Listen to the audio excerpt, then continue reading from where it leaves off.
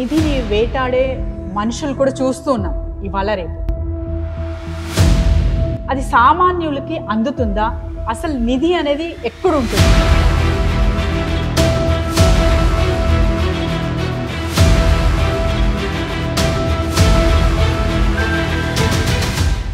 నమస్కారం గురుగారు.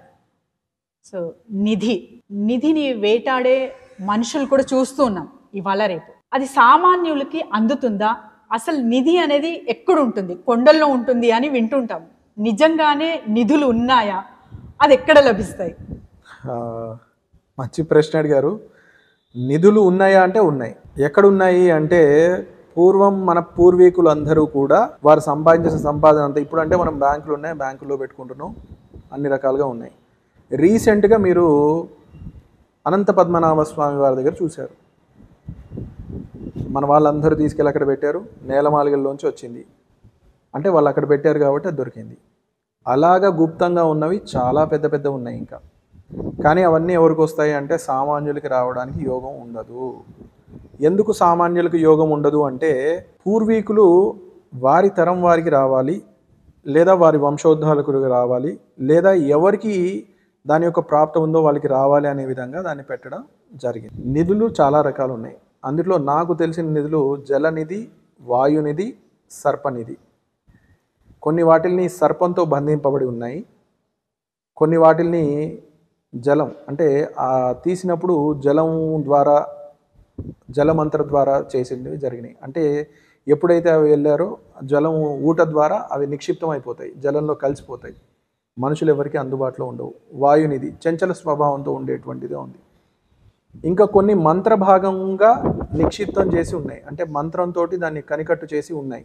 వాటిల్ని కూడా తీయడం అనేది ఎవరి వల్ల కాదు. ముందుగా ఈ నిధి తీయాలి అంటే ఆ జాతకుని చేతిలో గరుడ రేఖ అనేది ఒక రేఖ ఉంటుంది, ఆ రేఖ ఉండాలండి. ఆ గరుడ రేఖ ఉన్న వాళ్ళకి మాత్రమే నిధులు దొరికే అవకాశం ఉంది. నాకు తెలిసి అతి కొద్ది మంది వాటిని పొందగలిగారు. అంటే కోటిలో ఎవరో ఒక్కడు ఉంటారు, ఆ ఒక్కడికి వచ్చింది చూసి అందరూ ప్రయత్నం చేస్తారు, కానీ అందరూ విఫలమైన వాళ్ళే ఉంటారు. ఇప్పటికి కూడా రీసెంట్గా కూడా కొంతమంది దేవాలయాలన్నీ కూడా వాటిలన్నీ ధ్వంసం చేసి నిధుల కోసం తవ్వారని ఇవన్నీ మనం చూస్తున్నాం. పాపాన్ని మూట కట్టుకోవడం తప్ప వేరే పని ఏదీ లేదు. నిధులు దొరకకపోగా వాళ్ళ వంశం అంతా కూడా వాళ్ళే నాశనం చేసుకోవడం. వీరు చేసిన కర్మల వల్ల వాళ్ళు నెక్స్ట్ వచ్చే వంశాలకి పుట్టగతులు లేకుండా అయిపోతారు. సో దీని గురించి వెతుకుతూ ఉంటారు గురుగారు. ప్రమాదాలు ఏవైనా ఇప్పుడు వాయునిధి ఉంది అనుకుందాం. వాయునిధి కోసం తవ్విన వాళ్ళకి ఉన్నట్టుండగా ఒక్కసారిగా గట్టి గాలి వచ్చి కింద పడిపోయి దెబ్బలు తగిలిన వాళ్ళు చాలామందిని చూశాను నేను. కొంతమంది మంత్రనిధి ఉంటుంది, మంత్రంతో కట్టుబడి ఉంటుంది, దానికోసం వెళ్ళిన వాళ్ళు రక్తం కట్టుకుని చనిపోయిన వాళ్ళు ఉన్నారు. సర్పనిధి ఉంది, సర్పాలు వచ్చినవి ఉన్నాయి. ఈ మధ్యలో కూడా కొన్ని మన వీడియోలో మీరు చూస్తుంటే నిధి కోసం తవ్వారంటే సర్పం బయటకు వచ్చింది అని ఉంటుంది, సర్పాలు వచ్చినవి ఉన్నాయి. ఇంకొకటి ఏంటి అంటే ఏ నిధి అయినా కూడా తీసుకోగానే దానికి కొంచెం ఉపాసన అనేది ఉండాలి. దాంట్లో ఎప్పుడైతే ఇప్పుడు బంగారంతో ఉంది అనుకోండి, కొన్ని వేల సంవత్సరాలు దాన్ని ఒక 100 సంవత్సరాలు కానీ ఉన్నట్లయితే మొదటిగా తీయగానే దాని నుంచి వచ్చే వాయువు వల్ల ఖచ్చితంగా మనం చనిపోవడమే జరుగుతుంది. విషంతో సమానమైనటువంటి గాలి, ఆ గాలి పీల్చడం వల్లనే చనిపోతారు చాలామంది. కాబట్టి అటువంటివన్నీ ఉన్నాయి అనేది నిజమే, కానీ వాటి ప్రయత్నంలోకి వెళ్ళడం అంత మూర్ఖత్వం ఇంకోటి ఉండదు. ఎందుకంటే మన ప్రాణాన్ని మనం పణంగా పెట్టి ముందుకు వెళ్ళడమే. అతి కొద్ది మంది మాత్రమే పొందగలిగారు. దానికి చాలా శక్తివంతులు అంటే ఉన్నారు, ఇప్పుడు కూడా తీసేటువంటి వాళ్ళు ఉన్నారు. నాగసాధువు, అఘోరీలు ఇట్లాంటి వాళ్ళు ఉన్నారు. అంటే వారి సాధన అలాంటిది, మృత్యువుకి ఎదురెళ్ళిన వాళ్ళు వారు వాటిని పొందగలుగుతారు. కానీ అలానే అందరూ వాళ్ళు అవి చేస్తారంటే వాళ్ళకి ఈ భౌతిక ప్రపంచం మీద వ్యామోహమే లేదు. వాళ్ళు ఎందుకు చేస్తారు? ఇవన్నీ చెయ్యరు.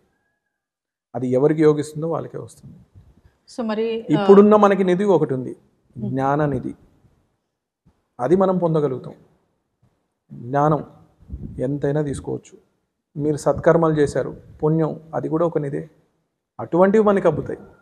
కానీ డబ్బు పరంగా వచ్చే నిధి అవుతుందంటే అది అబద్ధమే, కళ్ళ ప్రలోభంలో పడిపోవడం. అంటే జూదం ఎలాంటిదో ఇది కూడా అలాంటిదే. జూదం అలవాటైన వాడు ఉంటాడు, వ్యసన పరుడు ఉంటాడు. వ్యసనం అలవాటు పడ్డవాడు దాంట్లోకి ఎలా ఉంటాడు, అలా నిధుల కోసం వెళ్ళినవాడు అలా దినదినంగా వాడు అడుగును పడిపోవడం తప్ప పొందినవాడు ఎవడు ఉండడు. కాబట్టి దాంట్లోకి వెళ్లకుండా సన్మార్గంలో వెళ్ళి వృద్ధిలోకి రావడం మంచిదైన పని. ఇలాంటి రేఖ నా చేతుల్లో ఉంది, సో నిధి నాకు దక్కుతుందా లేదా అన్న ప్రశ్న కూడా చాలామందికి ఉంటుంది.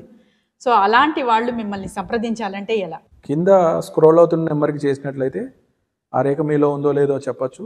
ఇంకొకటి ఏంటి అంటే, ముందు ఆ రేఖలు ఉన్న వాళ్ళందరూ కూడా ఇది పొందారా అంటే పొందారు అని చెప్పచ్చు, పొందలేరు అని కూడా చెప్పచ్చు. ఎందుకంటే నీ రాతలో ఉన్నట్లయితే కొన్ని అద్భుతాలు జరుగుతాయి, కొన్ని నీ రాతలో లేవు. మనం దాన్ని లేకపోయినా పొందుదాం అనుకుని ఇబ్బంది పడడం అనేది వద్దు. జాతకము, జ్యోతిష్యము, హస్త సాముద్రికం ఇవన్నీ కూడా ఒక బుక్లో ఇండెక్స్ ఎలా ఉందో మీ జీవన శైలికి ఒక ముందు సూచికగా, అంటే అది ఇండెక్స్లా ఉపయోగపడుతుంది, విషయ సూచిక మాత్రమే.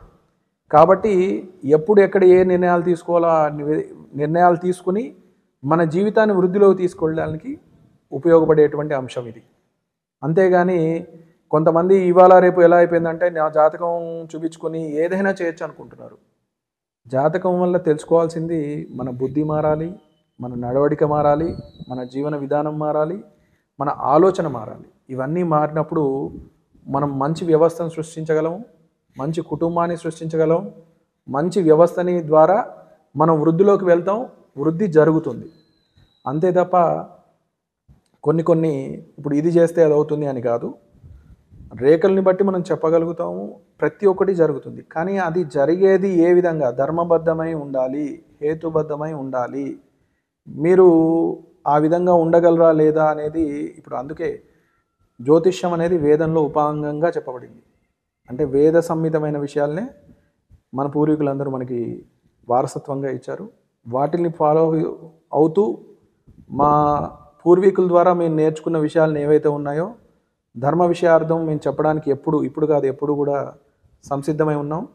కింద స్క్రోల్ అవుతున్న నెంబర్ని మీరు కాల్ చేసినట్లయితే మీకున్న ఏవైతే ప్రశ్నలు ఉన్నాయో వాటన్నిటికీ కూడా సమాధానం అనేది చెప్పడం జరుగుతుంది. ధన్యవాదాలు గురుగారు. శుభం భూయాత్.